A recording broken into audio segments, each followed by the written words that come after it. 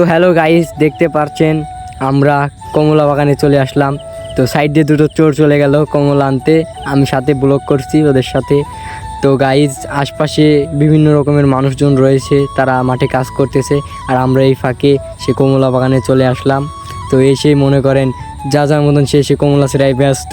তো গাইস, একজনের ডালটা ধরে ভেঙেই ফেলছিল, তারপরে আমি বললাম যে ডালটা ভেঙিস নি, আস্তে আস্তে ভাঙ। পরে তারা সব চার পকেট লুট করে একজন দৌড় মারলে, দ্বিতীয়ত দৌড় মারলে, আমি কি করবো আর, একজন তারা করলে আমরা দিলাম দৌড়। তো দুজনে চলে গেল, আমি ওদের পিছ দৌড়াতে দৌড়াতে চলে আসলাম। তো গাইস, সামনেই রাস্তা, তো প্রচুর ভেতরে, তো আশপাশে প্রচুর জঙ্গল। তো যাক, এবারের মতো বেঁচে গেলাম আমরা কমলা চুরি করতে গিয়ে। গাইস, দেখি কার কাছে কতগুলো আছে, একজনও বের করছে না। এত করে বলছি যে বের কর, একজনও বের করছে না।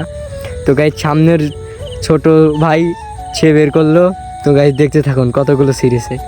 তো ওর কাছে 5-6টা, ওর কাছে হাজার হাজার মালটা। ও যেরকম লোক, সে মনে করেন কমলা তো ততটুক ওর কাছে।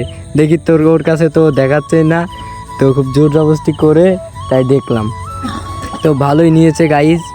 তো আমি একটা নিলাম, একটা নিয়ে দেখতেছি কী অবস্থায়। তো এখনও পাকে নাই গাইজ, এখনও তো সেরকমভাবে পাকে নাই, তো ছোটো ছোটো তো, তাই আর কী করবো, বসে থেকে ভালো লাগবে না, তাই চলে আসলাম।